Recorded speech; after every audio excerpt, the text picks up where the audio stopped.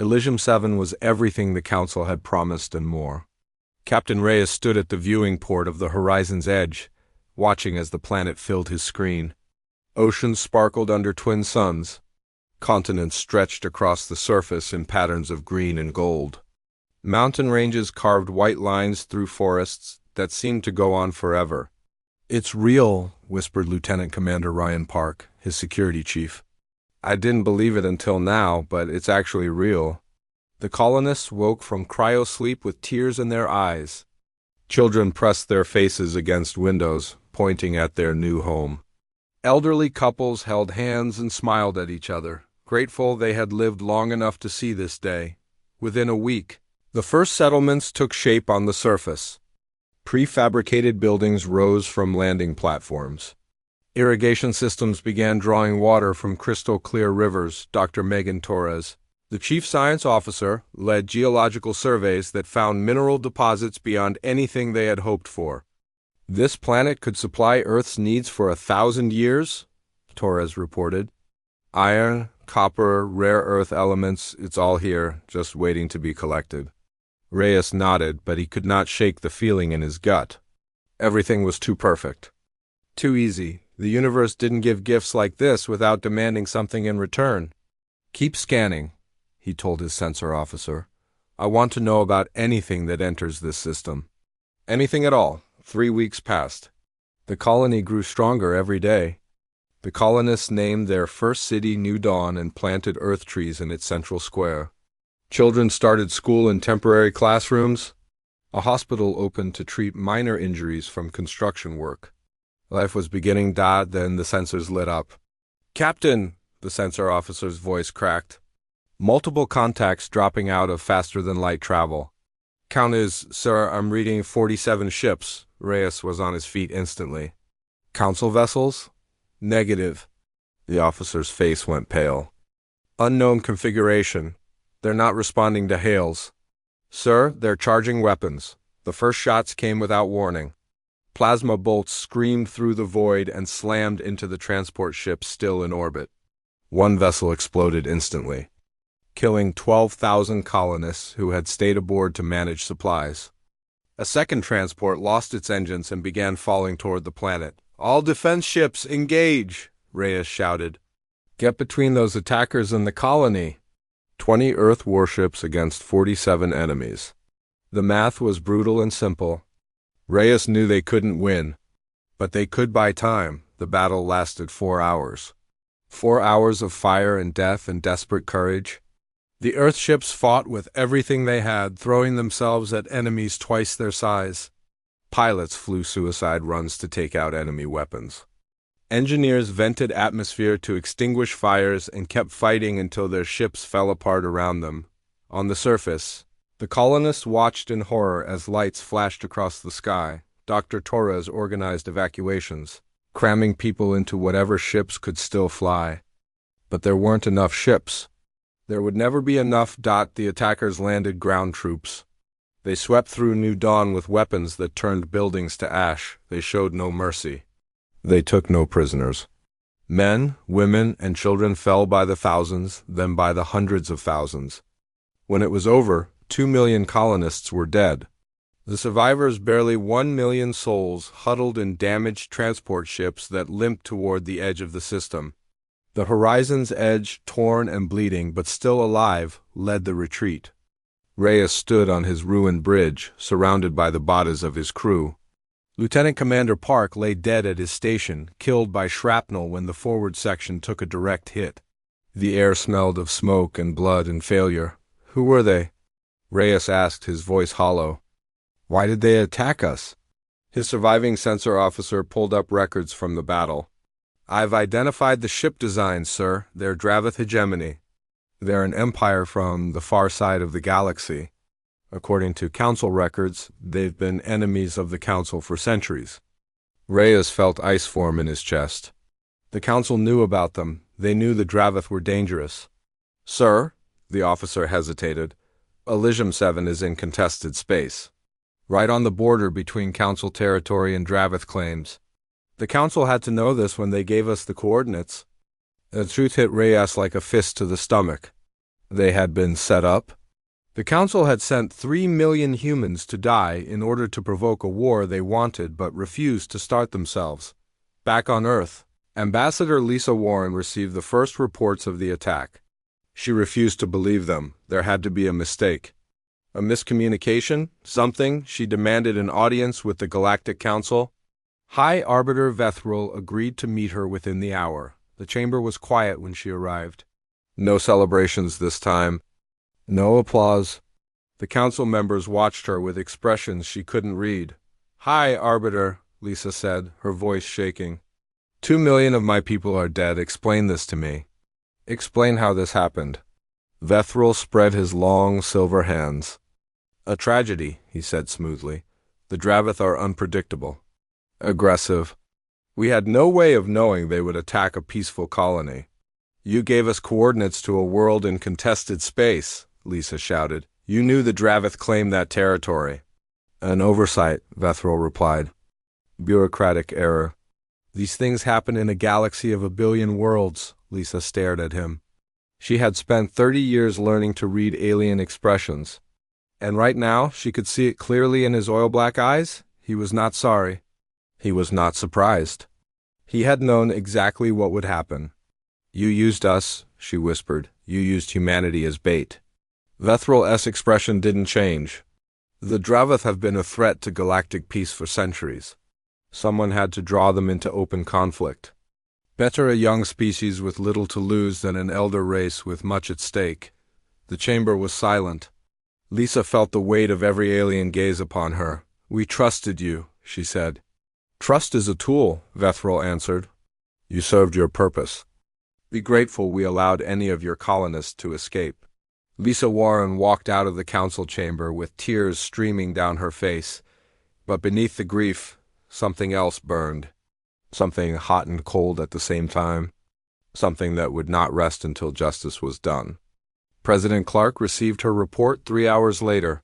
He read it twice, then set down his tablet and stared out the window at the night sky. His secretary found him there, an hour later, still staring at the stars. Sir? She asked carefully. What do we do now? Nathan Clark turned to face her. His eyes were dry, but there was something in them she had never seen before, something that looked like the beginning of a storm. Now, he said quietly, we prepare. The grand hall of the Galactic Council stretched out like a cathedral made of light.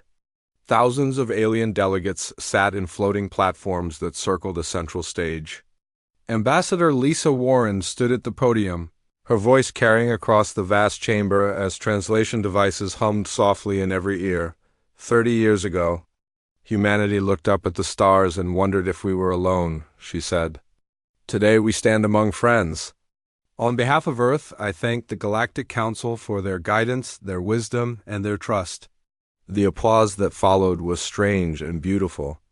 Some species clapped with multiple hands. Others made clicking sounds or flashed colors across their skin.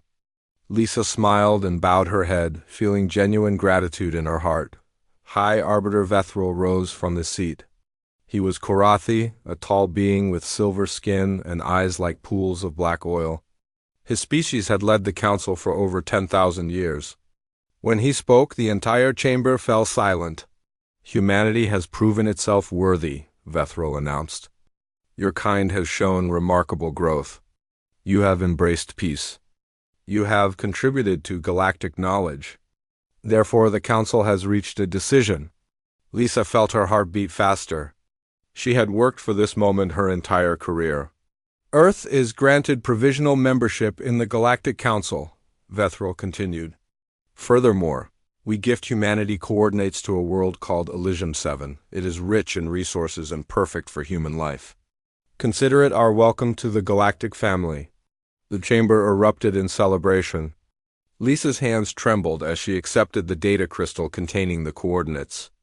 This was everything humanity had dreamed of since first contact. A new world. A fresh start? Proof that they truly belonged among the stars. Back on Earth, the news spread like wildfire.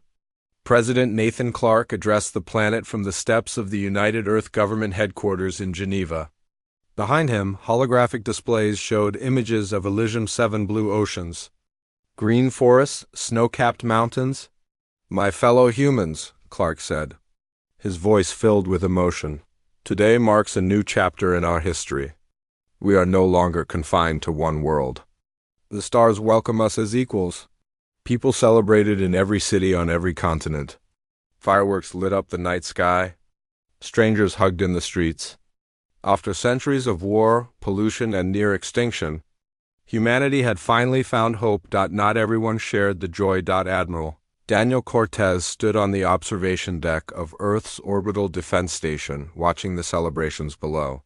He was a tall man with gray at his temples and scars on his hands from battles fought long ago. His eyes held the cautious look of someone who had seen too much betrayal to trust easily. "Something wrong, Admiral?" Cortez turned to find Captain Kevin Reyes approaching.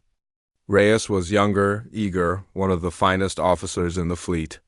He commanded the Earth vessel Horizon's Edge, a patrol ship that had escorted dozens of diplomatic missions to Council space. "The Council has never been this generous," Cortez said quietly. "Not to any species. Not once in their entire history." Reyes frowned. "Maybe they see something special in us? Maybe—" Cortez shook his head. "Or maybe they want something from us. Something they're not telling us about. You think it's a trap?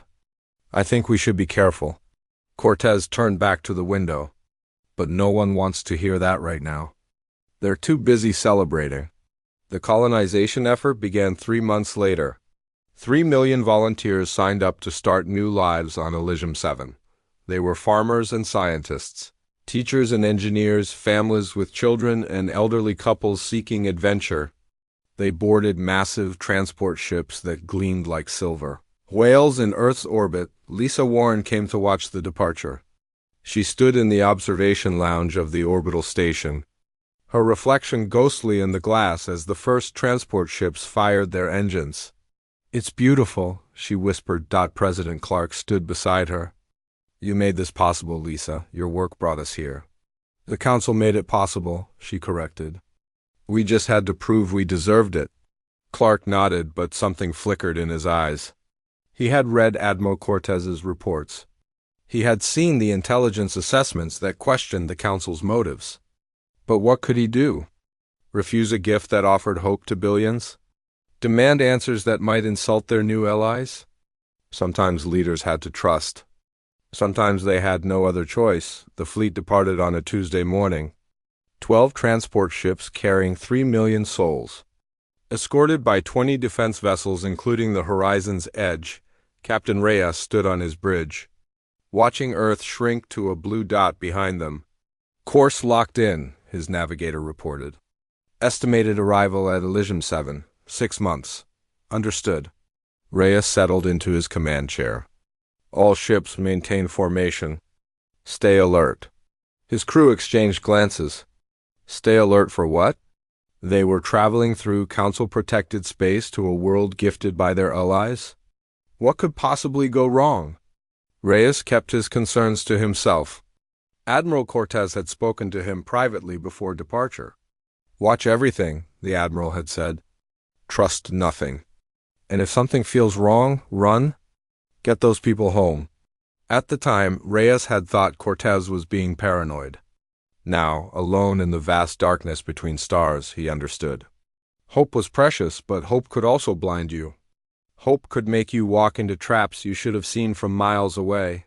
Back on Earth, life continued. People went to work, raised their children, made plans for futures that suddenly seemed brighter. The Council sent regular updates about the fleet's progress. Everything was on schedule. Everything was perfect. Lisa Warren threw herself into her diplomatic work. She negotiated trade agreements, cultural exchanges, scientific partnerships. The Council welcomed her with open arms. High Arbiter Vethril himself invited her to private dinners where they discussed philosophy and art. "Humans are remarkable," Vethril told her one evening. "So young, yet so full of potential. We have watched many species rise and fall. But you're different."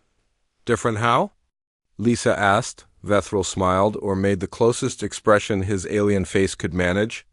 You adapt. You overcome. You never give up, no matter how hard the universe pushes against you. Lisa took it as a compliment. She had no way of knowing that Vethril was describing exactly why humanity had been chosen.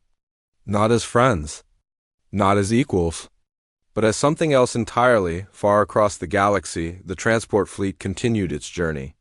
3 million people slept in cryochambers, dreaming of green fields and blue skies. 20 warships kept watch over them, ready to defend against threats that no one truly expected. They were 6 months from Earth, and 6 weeks from Elysium 7 when everything changed. But that night, they flew in peace, carried forward by hope and trust and the promise of a better tomorrow.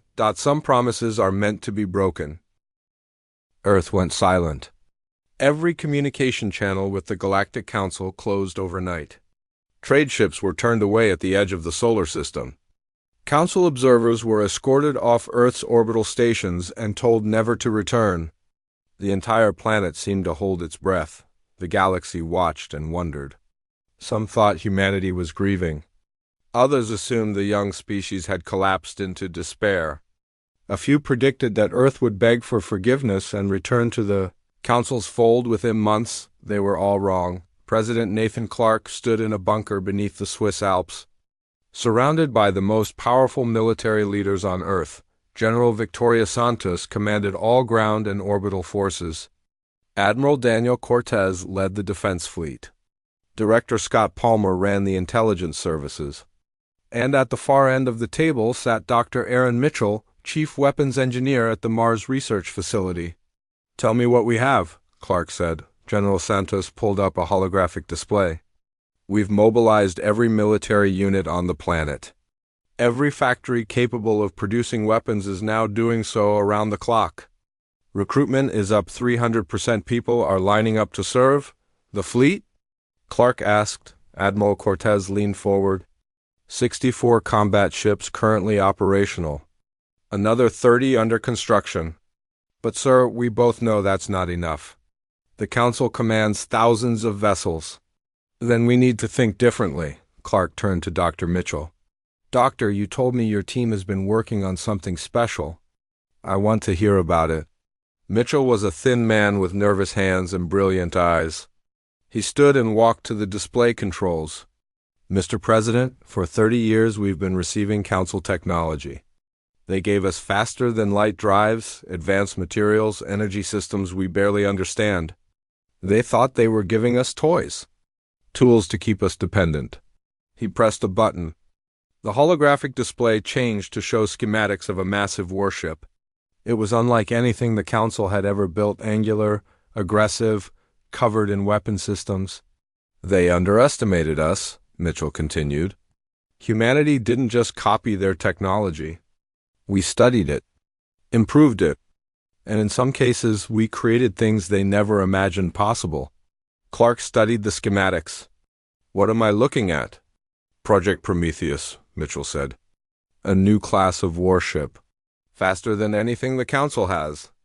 Better armed. More maneuverable. And we can build 200 of them in 18 months. The room went quiet.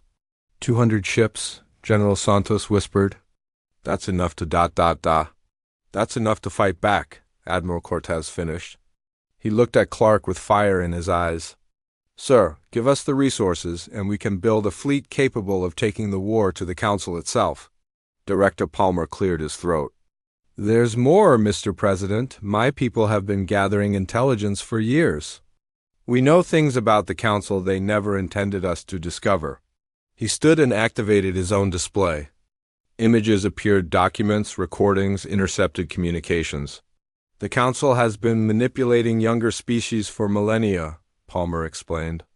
"They use them as buffer states, as soldiers, as experimental subjects. We weren't the first species they sacrificed. There have been dozens of others. Maybe hundreds. My God," Clark muttered, "it gets worse." Palmer zoomed in on a particular document. "We've identified at least 6 species currently under Council control who are unhappy with their treatment. They're looking for someone strong enough to challenge the status quo. If we move against the Council, we may find allies in unexpected places." Clark absorbed all of this in silence. He thought about the 3 million people who had died at Elysium 7. He thought about the families who would never see their loved ones again. He thought about the Council's cold dismissal of their lives as acceptable losses. How long? He asked finally. How long until we're ready? Cortez and Mitchell exchanged glances. 18 months for the fleet, Cortez said. Another 6 months to train crews and run combat exercises? 2 years, Clark said. 2 years of silence while the Council thinks we're broken. Yes, sir. Clark nodded slowly. Do it, build everything, train everyone. And when we're ready... He didn't finish the sentence. He didn't need to. The next 2 years were the busiest in human history. Shipyards expanded across the solar system, on the moon, on Mars, in the asteroid belt. Factories ran constantly, producing weapons and armor and supplies. Every able-bodied person contributed something to the effort. Captain Kevin Reyes, now recovered from his wounds, was called back to service. Admiral Cortez met him personally at the orbital station. I have a job for you, Cortez said. The first Prometheus-class ship is almost complete. We're calling her the Defiance. I want you to command her. Reyes felt something stir in his chest, something that had been dead since Elysium 7. I lost my ship, sir. I lost my crew. I lost 2 million colonists. You got 1 million people home, Cortez replied. You fought 47 enemy ships with 20 and kept fighting until the survivors escaped. You're exactly what we need. Reyes looked out at the construction platforms where the Defiance was taking shape. She was beautiful and terrible, a weapon designed for one purpose. When do we launch? He asked. Soon, Cortez said. Very soon. Ambassador Lisa Warren requested one final audience with the Galactic Council. After months of silence from Earth, High Arbiter Vethril was curious enough to grant her request. Lisa entered the great chamber alone. She wore simple clothes, no diplomatic robes, no symbols of Earth's membership in the galactic community. She looked tired. Defeated. Vethril smiled his alien smile. Ambassador Warren, we wondered when you would return. Has Earth reconsidered its isolation? Are you ready to resume your proper place among us? Lisa stood at the podium where she had once celebrated humanity's acceptance into the Council. She thought about all the lies she had believed, all the trust she had wasted. I have a message from the United Earth Government, she said quietly. Please, Vethril said, gesturing grandly. Deliver your message? Lisa looked up at him. Her eyes were no longer filled with grief. They burned with something else entirely. Humanity formally declares war on the Galactic Council, she said. Every species that participated in the Elysium 7 deception will answer for their crimes. Every leader who approved the sacrifice of human lives will face justice. We are coming, High Arbiter, and nothing in this galaxy will stop us. The chamber erupted in noise. Delegates shouted in confusion and outrage. Vethril raised his hands for silence, then laughed, a cold, hollow sound. War? Against us? He shook his head. Humanity doesn't have the ships, the weapons, the experience. You are children threatening gods. Lisa Warren smiled. It was not a kind smile. Then I suppose you have nothing to worry about, she said. She turned and walked out of the chamber without looking back. Behind her, the Council laughed and mocked and dismissed the threat. They would not be laughing much longer. High Arbiter Vethril stood before the Council's military command, issuing orders with cold confidence. Send 50 ships to the human system. Blockade their planet. Demand unconditional surrender. If they refuse, reduce their cities to ash. This foolishness ends today. Admiral Jailtalk, a Karathi military commander with centuries of experience, bowed his head. It will be done, High Arbiter. We expect the operation to last no more than 3 days. Humans are brave but primitive. They cannot stand against our firepower. The Council fleet launched within the hour. 50 warships, each larger than anything humanity had built before the war jumped to faster-than-light speed and crossed the galaxy toward Earth. The crews were relaxed, almost bored. This was not war. This was pest control. They dropped out of HFY near Neptune's orbit. Sensors sweeping the darkness for the scattered remnants of Earth's defense fleet. What they found instead stopped their hearts cold. 200 human warships waited in perfect formation. They were sleek and angular, covered in weapons the Council had never seen before. And at the center of the formation, larger than all the rest, sat the Defiance with Captain Kevin Reyes on her bridge. Council fleet, Reyes broadcast on all frequencies. You are in human space without permission. Surrender immediately or be destroyed. Admiral Jailtalk stared at his sensors in disbelief. Impossible. Where did they get these ships? When did they build them? His questions would never be answered. The human fleet opened fire.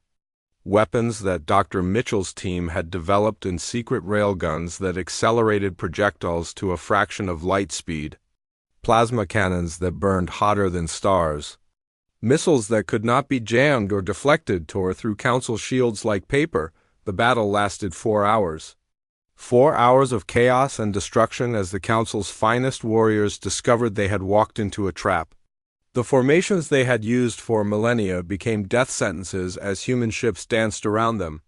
Striking from angles that shouldn't have been possible, Commander Nicole Vance, tactical officer aboard the Defiance, coordinated the assault with cold precision. Enemy flagship is trying to run, she reported. Should I let them go? Reyes watched the Karathi command ship turn toward the edge of the system. Part of him wanted to destroy it. Part of him wanted revenge for Elysium 7, but Admiral Cortez's orders had been clear. Let them escape, he said. Let them carry word back to the Council. Let them tell everyone what happened here today. When the battle ended, 47 Council ships had been destroyed. The remaining 3 fled at maximum speed, their crews traumatized by what they had witnessed. Humanity had not just defeated them. Humanity had humiliated them. Admiral Jailtalk's report to the Council was brief and horrified. They surpassed us, he said. Their technology, their tactics, their determination, everything we believed about humans was wrong. We are not fighting primitives. We are fighting something we do not understand. High Arbiter Vethral dismissed the report as exaggeration born of cowardice. He ordered a second fleet to attack Earth 100 ships this time. That fleet never returned at all. Admiral Cortez launched Operation Thunderhead. Human fleets struck simultaneously at 12 Council military installations across 3 sectors of the galaxy. Shipyards burned. Supply depots exploded. Communication networks went dark. Reyes led the assault on the Karathi naval yards, the heart of the Council's shipbuilding capacity.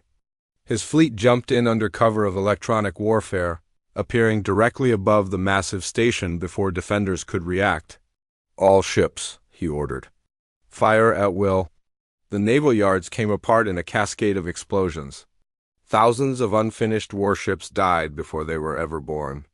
The Korathi's ability to replace their losses disappeared in a single hour of concentrated violence, but humanity did not fight alone. Councillor Girard was Veluxi, a member of a species that had suffered under Korathi dominance for generations. She had watched the Elysium 7 massacre with growing horror, knowing that her people could easily be the next sacrificial pawns. When humanity declared war, she made a choice. Her broadcasts reached every corner of the galaxy. The Council is built on lies, she said. They speak of peace while they send young species to die. They speak of justice while they crush any who question their power. Humanity has dared to fight back. We should fight with them. One by one, other species answered her call. The Malachor broke their treaties with the Council and opened their borders to human ships. The Therian provided intelligence about Council fleet movements. The Solari contributed medical technology to treat human wounded on the ground. Sergeant Derek Cole led Marine squads in liberation operations. They fought on occupied worlds where Council forces held civilian populations hostage. They fought in tunnels and cities and across open fields. The Veluxi civilians they freed wept with gratitude. For centuries, they had known nothing but servitude.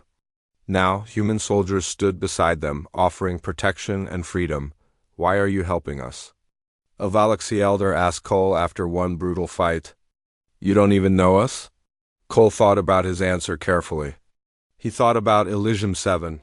He thought about the families who had died there, including his own sister and her children. Because no one helped us, he said finally. Because someone should have. And because this will never end until someone stands up and says enough. The elder reached out with trembling hands and touched Cole's face. You humans, she whispered. You are everything the Council fears. You are what they should have become. As victories mounted, cracks appeared in the Council itself. Several species withdrew their support from the Koratha-led alliance. Others demanded negotiations. A few openly defected to the human side. High Arbiter Vethril called an emergency session. His silver face was twisted with fury and something else, something that might have been fear. We must deploy the void weapon, he announced. It is our only option. Sterilize the human system. End this threat permanently. The chamber fell into shocked silence. The void weapon was a doomsday device capable of destroying entire star systems. It had not been used in 5,000 years. You cannot be serious, said the Malachor delegate. You would commit genocide because you are losing? I would protect galactic civilization, Vethril replied coldly. Galactic civilization? The Therian ambassador rose from her seat. What civilization? We watched you send 3 million innocents to die. We watched you laugh about it. Perhaps humanity is not the threat to civilization here, High Arbiter. Perhaps you are. She walked out of the chamber. The Malachor followed. Then the Solari. Then a dozen others. Vethril watched his coalition crumble around him. For the first time in his long life, he understood what it meant to face consequences, but he was not finished yet. He still had ships. He still had weapons. He still had the Void device, and he would use every last one of them before he let humanity win. The Korathi homeworld hung in space like a jewel of silver and blue. For 10,000 years it had been the center of galactic power. Council fleets had guarded its skies. Billions of beings had lived there, confident in their supremacy over all other species. Now, Admiral Daniel Cortez stood on the bridge of his flagship, watching 200 human warships take position around the planet. The Council fleet was gone, destroyed, scattered, or surrendered. Nothing stood between humanity and the capital of their enemies. Admiral, his communications officer reported. High Arbiter Vethril is requesting contact. Cortez nodded. Put him through. Vethril's face appeared on the screen. He looked old in a way Cortez had never seen before. His silver skin had lost its shine. His oil-black eyes held none of their former arrogance. Admiral Cortez, Vethril said, I wish to negotiate terms. The time for negotiation was 2 years ago, Cortez replied. Before you sacrificed 3 million of our people. What do you want? Vethril asked. Territory? Resources? Name your price. The Council will pay anything to end this war. Cortez leaned forward. We don't want your territory. We don't want your resources. We want justice. We want the leaders responsible for Elysium 7 to face trial. And we want the Council dissolved. Vethril's expression twisted. Dissolved? The Council has governed this galaxy for 10,000 years. You cannot simply, you govern through lies and manipulation, Cortez interrupted. You built your power on the corpses of younger species. That ends today.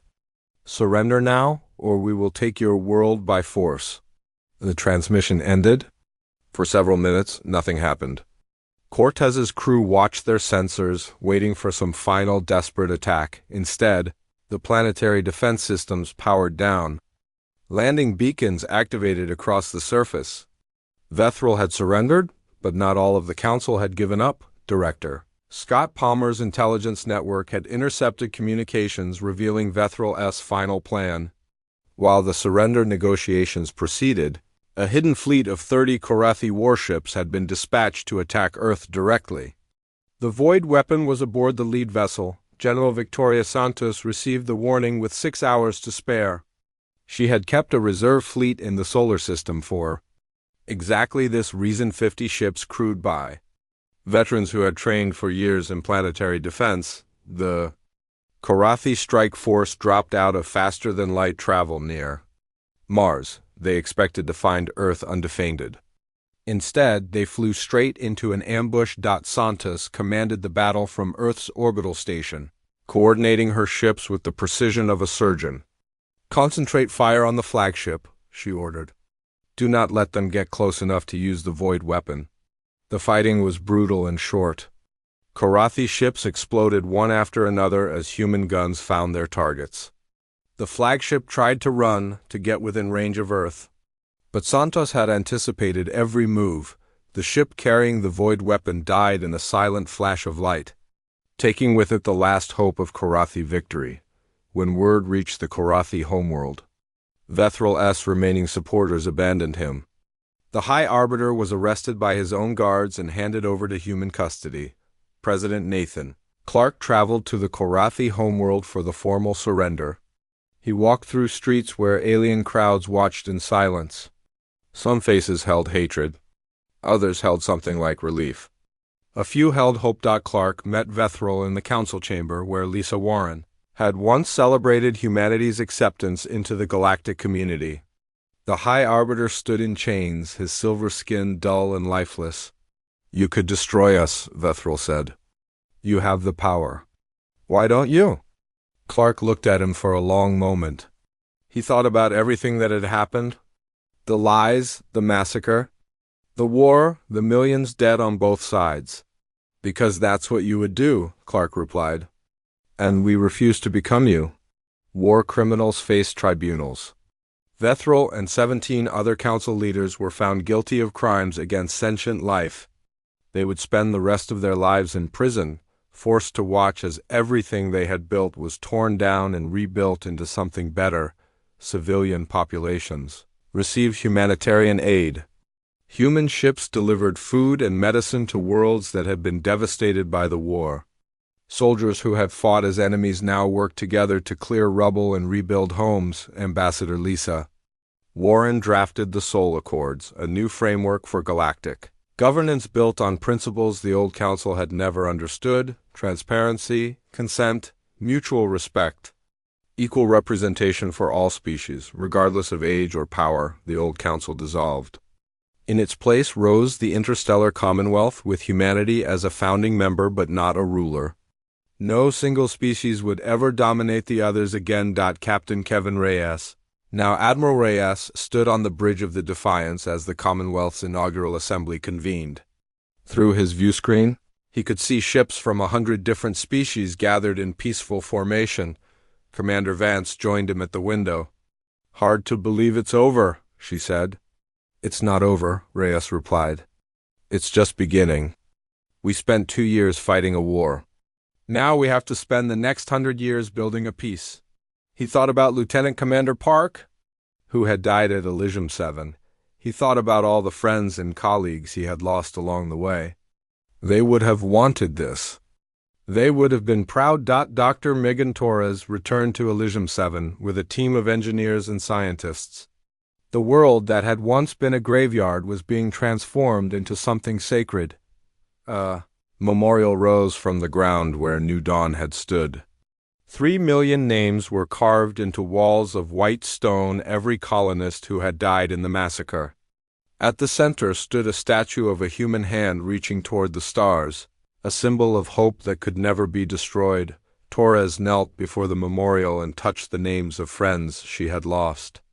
"We didn't forget you," she whispered. "We never will." Lisa Warren delivered the closing address at the Commonwealth's first assembly.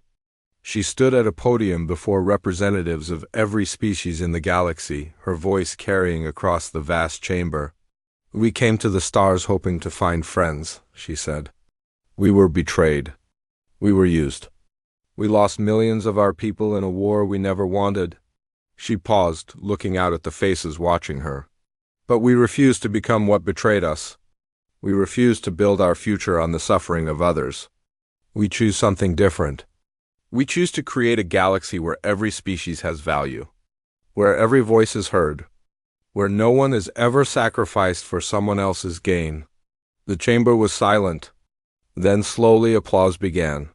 It grew and grew until it filled every corner of the room. Species that had been enemies for millennia stood together, united by hope. Lisa Warren stepped back from the podium, tears in her eyes. Humanity had taken its place among the stars, not as pawns, not as conquerors, but as equals. As builders. As something the galaxy had never seen before. The universe would never be the same again.